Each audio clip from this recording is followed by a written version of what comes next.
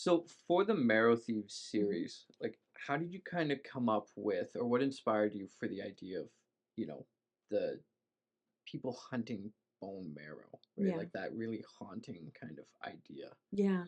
So the Marrow Thieves originally was a short story. Um, I was talking with Thetis Books. They were putting together a collection of dystopian stories or speculative fiction. They were putting together a collection of speculative fiction, and they asked if I wanted to contribute. And so I thought, well, I don't really write speculative fiction. As far as I understand what speculative fiction is, I don't really write that. So I wasn't sure, but then, they had all the cool writers were doing it, like Richard Van Camp and Eden Robinson. So I was like, well, yeah, I want to do it because I want to be with the cool kids. So I sat down and I really looked at what speculative fiction was, which is really, truly what it sounds like. It is making a guess, speculating about the future, about an event, about a time period, about making your best guess. And that made sense to me. So then I thought, well, what am I? You can do utopian or dystopian. Obviously, I'm Indigenous. I'm a woman. It's this time in history. I'm gonna go with dystopian. That makes more sense. So I decided, okay, I'm gonna do dystopian, and so I started reading, a lot of dystopian work. Nalo Hopkinson, who's a great Canadian writer, um, has a lot of incredible dystopian work that I really enjoyed rereading when I was thinking about this story.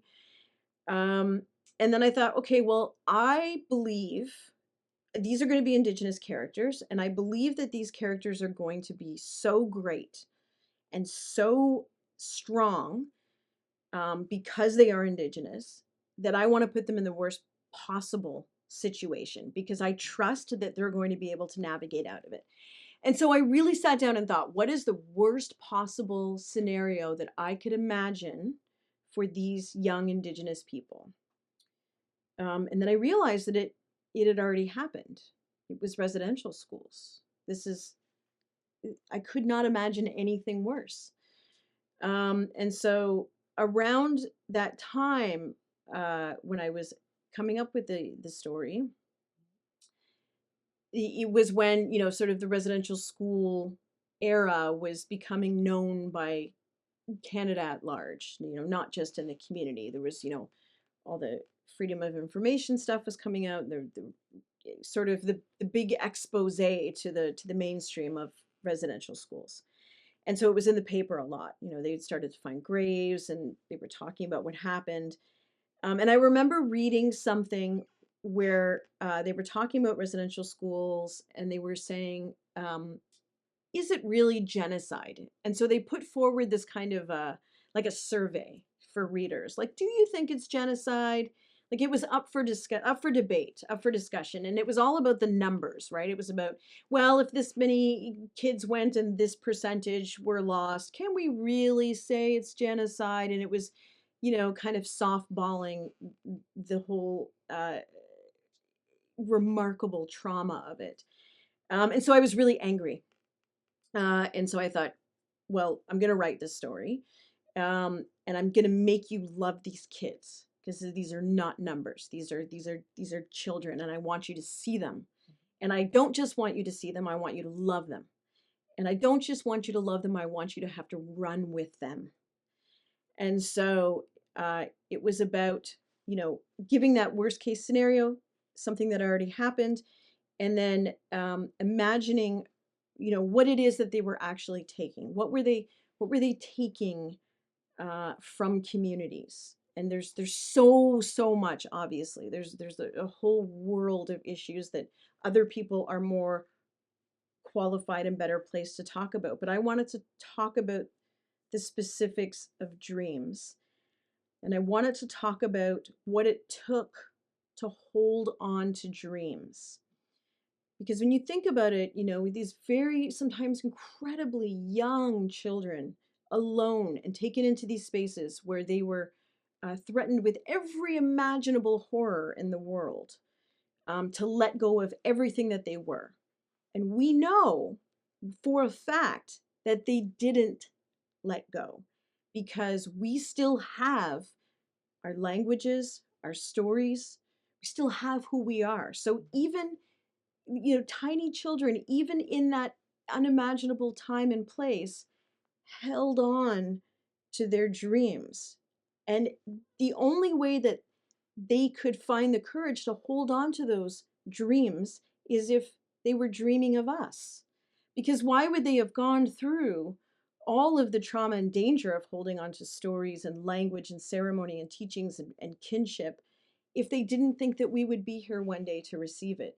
So I really thought about, what does that take to be that tiny in such a dark place and hold on to everything you have with everything you've got in order to pass it along to a people that you just know are going to come after you. And I thought about, the vast seeming emptiness and darkness of the sky, right? Of space. But we know that it's full. It's so full, right? And so I really thought about that, the metaphor of the universe seeming so vast and empty and cold and dark, but being so full of stars, being so full of ancestors. And if you look at the universe and how it appears, and then you look at uh, bone marrow under a microscope, bone marrow looks like the whole universe. And so I thought, well, that's what we'll do then. We'll have the dreams being taken from us physically. I'll put it in a way that we can sort of quantify for this story so we can understand what's at stake, but I'm going to make it, literally coming from the marrow of our bones, because it is a reflection, it is an echo of the entirety of the universe. What advice would you give to aspiring authors? Right. So I think there's two things that are really important for aspiring authors or emerging authors to remember. Actually, even once you're established, I think these are good habits to continue. One is to read diversely, read voraciously, read everything. Read things you don't agree with so that you can figure out what it is about that story or that piece of writing that you don't agree with, how you would do it differently. Read things you love and reread them to get a feel for the language. I know a lot of early authors, I don't know if authors still do this, used to, on a typewriter, retype books that they loved so that they could get a feel for the language, so that they could see what it felt like to produce those physical words that they loved so much.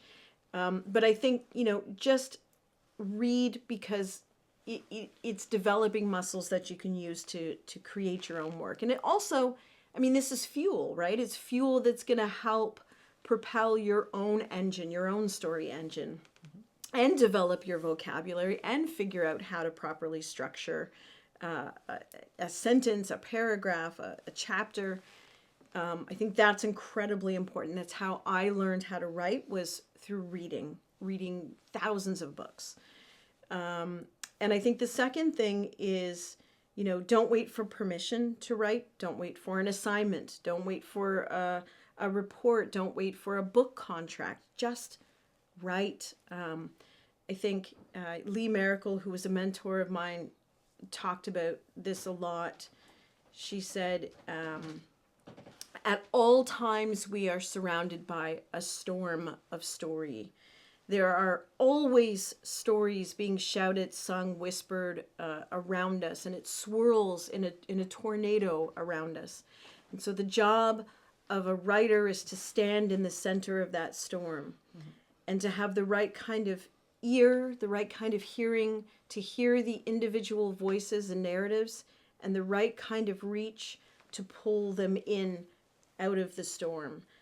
And so really a part of writing is observing. And when you're always observing, it's how we live. Write about it. Always write it. And give yourself the permission to write badly. Because the other thing that Lee taught me was, if you are writing, it might not fit into the assignment or the book or the poem or whatever it is that you're working on, but never throw it away, because there's a reason you wrote it. And if you think about her idea and her understanding of story as coming from the universe, from our ancestors, from ourselves, and that, you know, they're always around us, existing, if you've pulled it in and you're writing it, that's not something you should throw away. That's important. It might not fit into that project or that book, but it will fit somewhere. And taking her advice, I was writing a book, and I you know, when I was editing pieces out that didn't belong and characters that didn't belong, I kept them on a folder on my computer, and I ended up the following year writing a collection of short stories based on those pieces of writing, because she was right. They didn't belong in what I was working in at the time, but they were there for a reason. And so you don't throw those gifts away. You just set them aside until it's time for them to come forward. So aspiring writers, read everything and always write. Even if it's, you know, a sentence that occurs to you, a word that you love, even if it's something that someone else has said or something you've read, write it out.